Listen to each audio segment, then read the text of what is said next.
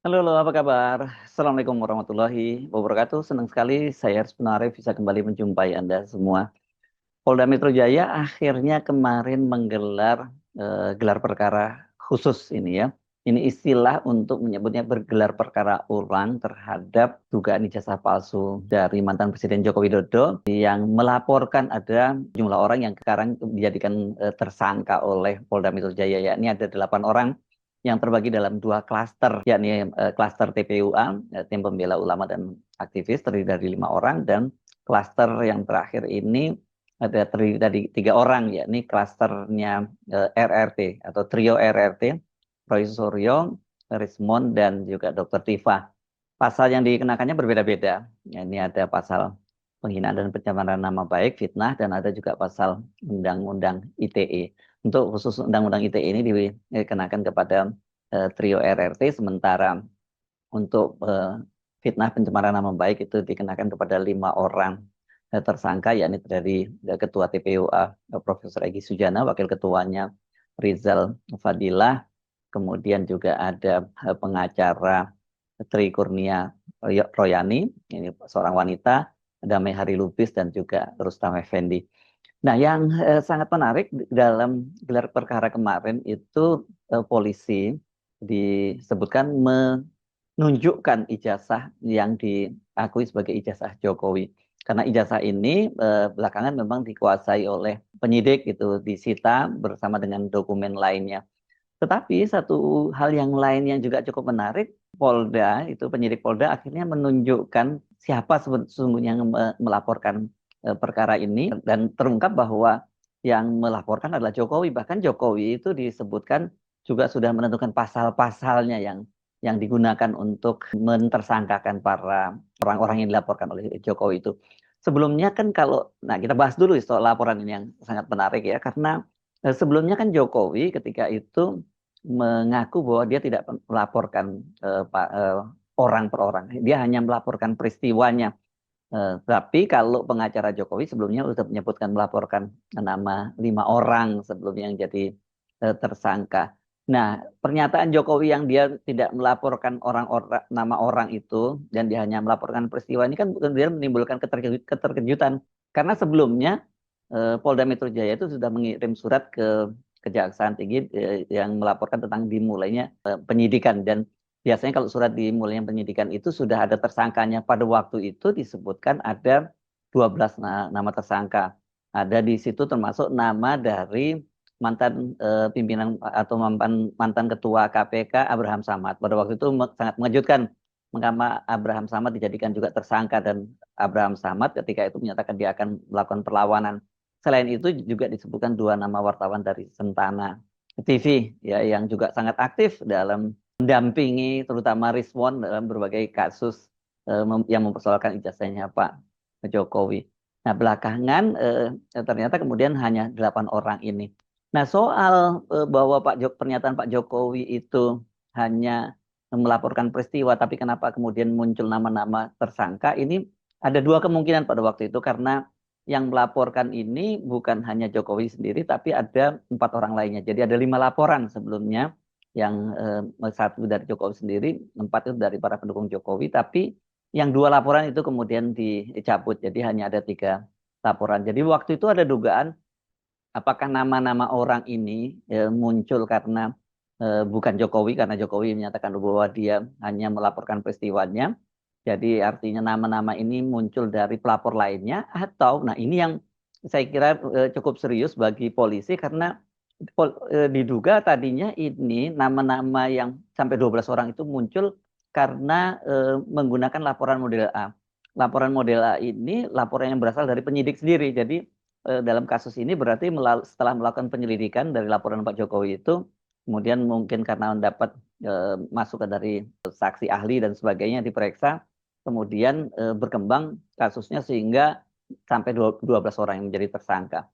Nah, kalau itu yang benar yang terjadi, kan berarti eh, ini dugaan publik bahwa polisi itu melindungi Jokowi itu kan sangat kuat. Itu munculnya seperti itu. Tapi dengan kemarin dibuka oleh penyidik bahwa laporannya itu memang betul berasal dari Jokowi, bahkan Jokowi sudah menentukan pasal-pasalnya, ya berarti ini kan terbongkar satu lagi kebohongan Jokowi gitu.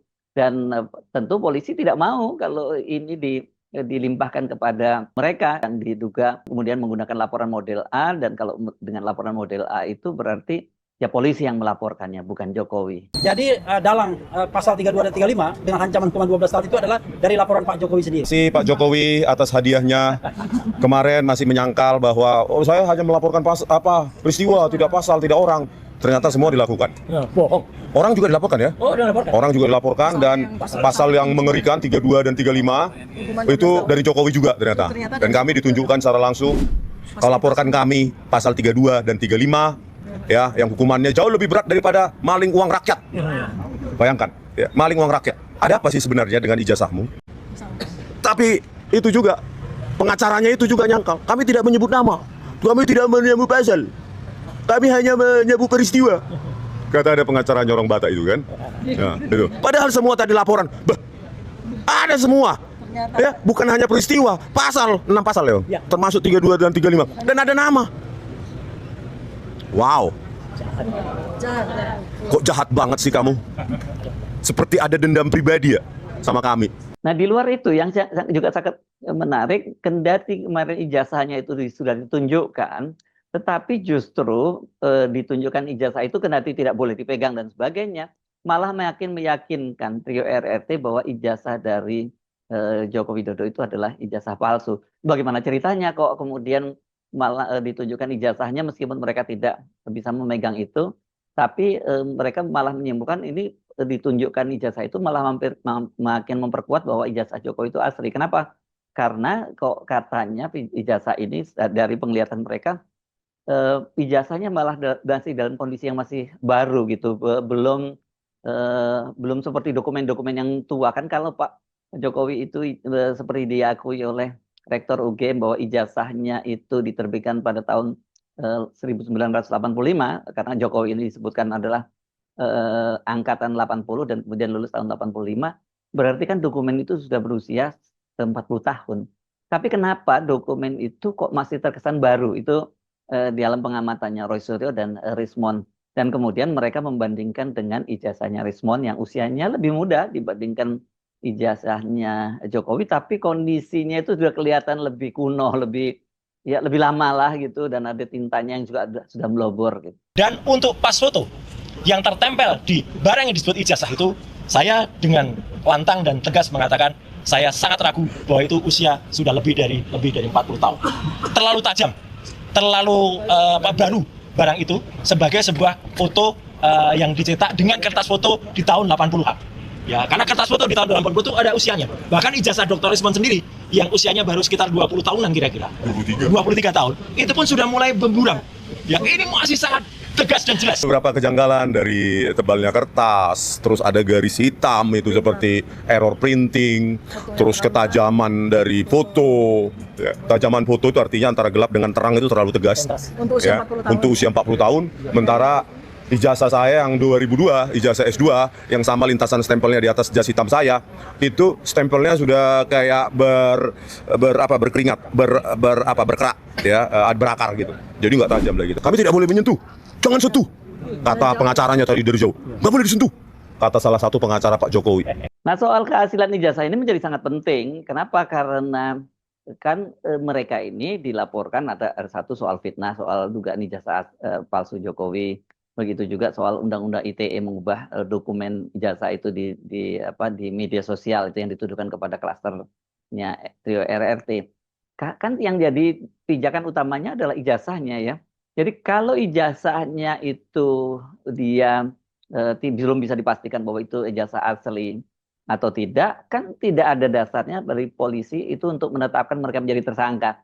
Ini yang selalu dipegang oleh kubunya Roy Suryo, dan tapi bukan hanya mereka sendiri yang menyatakan itu. Seperti dalam konten sebelumnya saya menyebutkan bahwa seorang ahli hukum tata negara seperti Profesor Mahfud MD yang sekarang menjadi anggota Komisi Reformasi Polri, dia menyatakan juga bahwa selama ijazah aslinya itu belum bisa dibuktikan keasliannya, belum ditetapkan oleh pengadilan, ya orang seperti Roy Suryo dan kawan-kawan tidak bisa diadili begitu ya.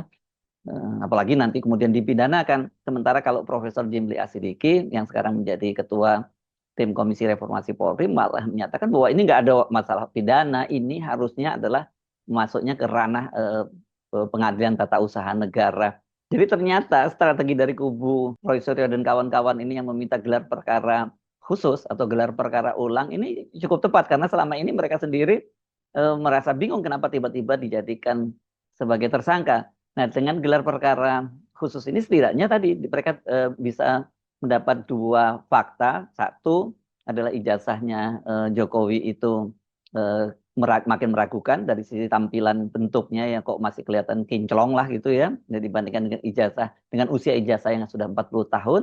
Yang kedua itu jadi itu bahwa makin menegaskan kembali bahwa Jokowi ini sekali lagi kalau versi dari trio RRT ya, ia memang tukang ngibul karena sebelumnya dia menjelaskan bahwa dia tidak melaporkan orang per orang, dia hanya melaporkan peristiwa. Dan ini berarti Jokowi juga bisa mendiskreditkan Polri. Tapi ternyata kemudian ketika oleh penyidik ditunjukkan bahwa Jokowi itu melaporkan orang per orang bahkan sampai dengan pasal-pasalnya. Tentu bukan Pak Jokowi lah yang melaporkan pasal-pasalnya, itu pasti para pengacaranya yang memberi saran misalnya kenapa pasal 32, pasal 35 KUHP dan sebagainya itu saya kira kan Pak Jokowi pasti tidak cukup hafal soal ini. Jadi menurut saya ini akan menarik, tapi yang paling kita tunggu bagaimana kelanjutan kasus ini. Apakah setelah gelar perkara khusus ini nanti Polri tetap akan melanjutkan dengan mengirim ke kejaksaan, melimpahkan ke kejaksaan sehingga perkara ini kemudian bergulir di pengadilan.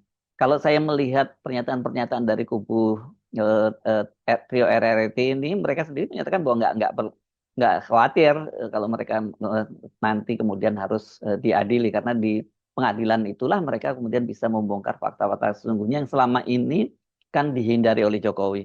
Jokowi kan selalu menyatakan bahwa dia hanya ingin menunjukkan ijazah aslinya itu atas perintah hakim, perintah di pengadilan. Tapi ketika kasusnya itu digugat, misalnya di pengadilan Surakarta oleh tipu UGM dan sekarang juga lagi digugat lagi oleh 2 orang alumnus dari UGM yang mereka sebut sebagai citizen lawsuit itu kan terlihat sekali bahwa Jokowi selalu menghindari soal itu. Tapi sekarang untuk pengadilan di Solo itu kan putusan selanya menolak eksepsi dari kubu Jokowi, artinya persidangan itu harus berlanjut dan dengan begitu nanti akan ada pembuktian-pembuktian di pengadilan. Tapi pertanyaannya bagaimana caranya Jokowi itu menunjukkan ijazah aslinya kalau sekarang ternyata ijazah aslinya itu ada di tangan Polda Metro Jaya. Sejak Juli bahkan kalau dari pernyataan Humas Polda Metro Jaya sebelumnya sudah disita oleh penyidik di sana. Padahal kemudian Jokowi sendiri pernah ketika bertemu dengan Projo itu menyatakan bahwa mereka ditunjukkan ijazah asli Jokowi. Jadi bagaimana mungkin sudah disita oleh penyidik Polda tapi masih ada di tangan Jokowi. Nah, dalam kasus yang terakhir ini yang menyatakan Projo kita tidak tahu siapa yang ngibul. Apakah Projo yang ngibul ataukah Jokowi yang mengibul menunjukkan ijazah aslinya padahal sebenarnya tidak ada di tangan dia. Jadi kasus ini menurut saya kendati sudah dilakukan gelar perkara khusus soal kepastian ijazah Jokowi itu ya masih belum bisa kita tentukan gitu. Kita belum mendapat kepastian. Kepastian yang terjadi justru malah Roy Suryo dengan kawan mendapatkan bukti bahwa Jokowi itu tidak benar ketika dia menyatakan bahwa dia hanya melaporkan peristiwa bukan melaporkan orang. Saya nggak mau menggunakan istilah ngibul ya, nanti karena itu kan ada konsekuensi hukumnya ya menandakan seorang itu ngibul.